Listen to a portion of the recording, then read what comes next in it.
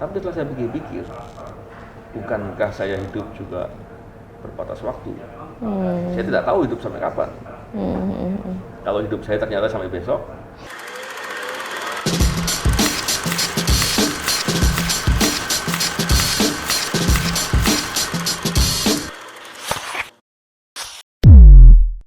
saya pernah sampai ke rumah tidur, saya terlungkup, saya pikir, ini saya mau terusin apa enggak ya?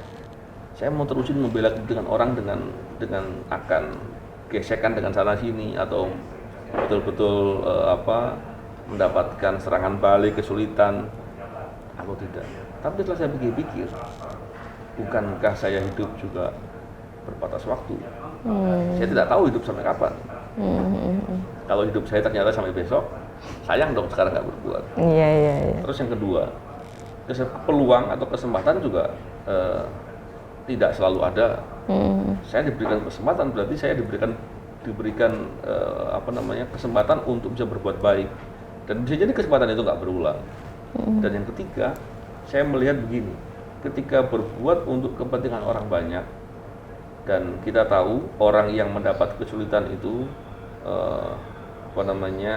hidupnya juga mendapat kesusahan. Saya kadang berpikir begini, oke, saya dapat kesusahan, kalau dibandingkan dengan orang-orang yang sedang mendapat kesusahan yang sedang saya perjuangkan, kira-kira berat mana? Ternyata kadang-kadang saya pikir berat mereka. Jadi saya pikir mereka ya sanggup, malah saya nggak sanggup. Nah, hal begitu menjadi motivasi. Dan sekarang setelah sekian lama, tentunya semakin banyak belajar, dan saya semakin berkeyakinan bahwa tidak perlu ada yang saya takutkan di dunia ini. Karena apa? Semua Allah yang tentukan takdirnya, dan tidak boleh takut dengan siapapun. Dan pada dasarnya kita harus yakin bahwa Allah, Tuhan kita, tidak melalaikan apapun. Jadi tidak ada yang luput. Dengan begitu saya pikir, ya kenapa harus risau? Terserah lah ya. Kalau ada masalah yang karena suatu kelemahan diri, ya berarti mungkin saya kurang banyak mengingat Allah. Mungkin saya dengan banyak berdoa, banyak berzikir, insya Allah jadi baik. Bukankah itu malah baik? Iya. Tapi kalau kegiatan gitu nggak ada, Bang Novel. Kalau lagi pusing banget gitu.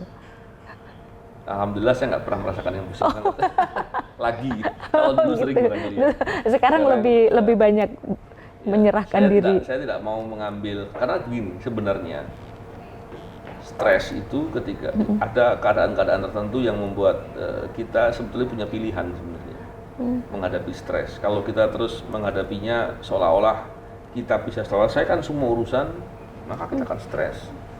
Atau kita terlalu punya ekspektasi yang tinggi dengan hasil, berorientasi pada hasil, kita bisa stres. Tapi kalau orientasi kita kepada proses, masa kita stres? Yang ada kita akan happy. Berbuat sekali nggak bisa, berpikir yang baik aja. Jangan-jangan memang Tuhan saya sedang ingin saya berbuat lagi, biar saya lebih terdidik dan saya lebih dapatkan kebaikan lebih banyak. Berbuat lagi, nikmati aja semuanya. Dengan begitu faktor-faktor stres bisa menjadi berkurang atau bahkan hilang. Ya. Tapi dengan kondisi yang baru ini, ada nggak sih hobi atau yang dulu disukain banget nih sama Bang Novel gitu, terus nggak bisa lagi gitu, ada nggak? Ya tentunya yang dilakukan dengan penglihatan pastinya berkurang. Saya olahraga tertentu, saya dulu hobinya judo. Oh, judo. Itu nggak bisa. Nggak bisa ya. Karena kan aktivitas berat nggak boleh. Terus yang kedua jogging.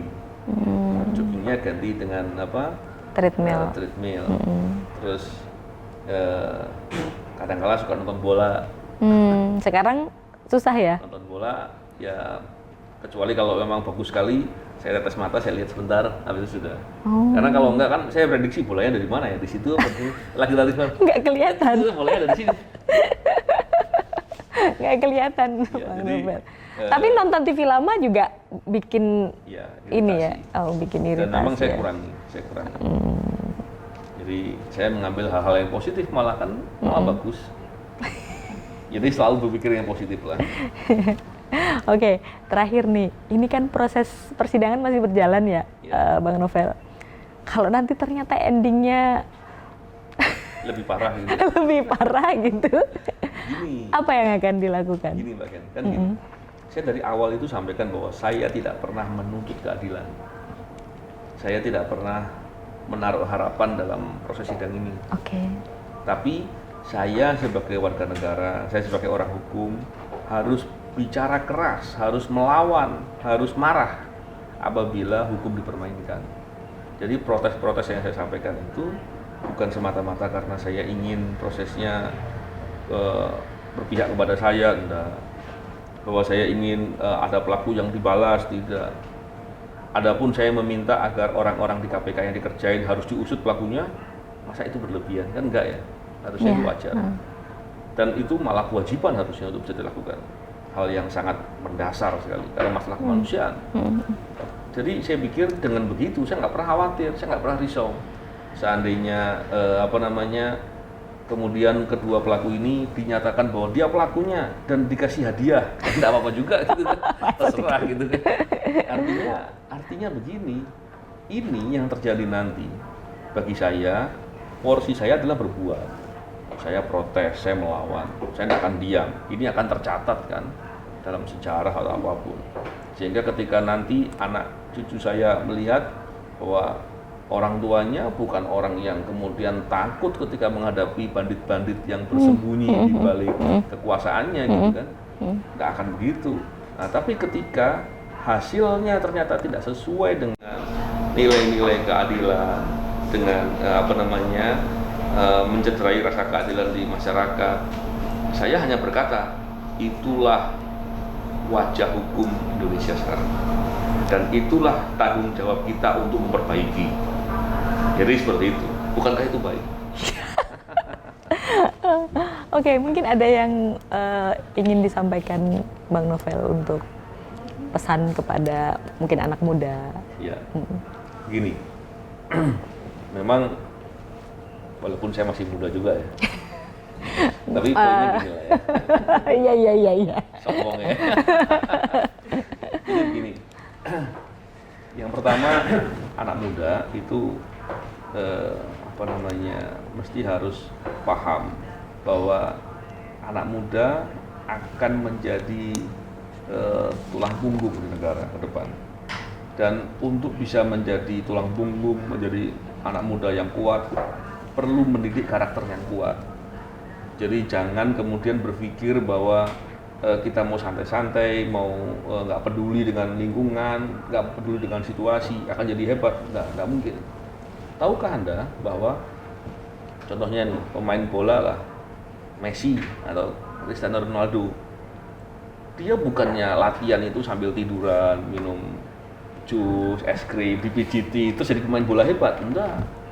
Dia pasti latihannya berat sekali. Dia pasti latihan yang dengan frekuensi yang ketat, yang disiplin, yang hebat. Jadi seperti itu. Ya, sama seperti manusia, seperti kita semua.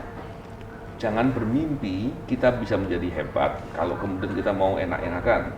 Jangan bermimpi kita bisa menjadi kuat kalau kemudian kita nggak pernah ada mau kesusahan atau apapun itu. Jadi ini masa kita untuk mendidik diri. Ini masa kita untuk peduli dengan kepentingan orang banyak. Yang dengan begitu semoga kita semua anak-anak muda bisa menjadi faktor-faktor penting untuk kemajuan bangsa ke depan. Udah deh, kalau orang-orang tua sekarang ternyata menurut Anda ngawur, nggak bisa diharapkan, udah jangan mikir mereka, mikir diri kita aja. Dan jadikanlah sarana kritis, sarana untuk peduli dengan orang lain, sarana untuk berani bersuara, itu menjadi sarana untuk mendidik diri kita. Jangan kemudian kita berbuat, menyampaikan sesuatu, tidak dihiraukan, tidak direspon, dan tidak ada perubahan apa-apa, membuat kita putus asa. Jangan. Jadikan itu sebagai media kita untuk mendidik diri, untuk membuat kita menjadi kuat. Dan nikmati proses. Kalau dapat kesusahan, jangan putus asa, berpikir positif. Dengan begitu, semoga Anda semua, kita semua, bisa menjadi orang-orang yang beruntung. Oke, terima kasih Bang atas waktu. Nggak apa-apa, saya nggak berasa mengalir gitu. Itu tadi wawancara Urban Asia dengan Bang Novel Baswedan.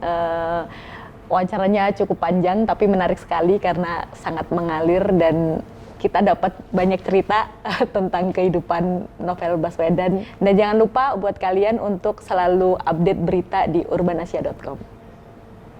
Oke.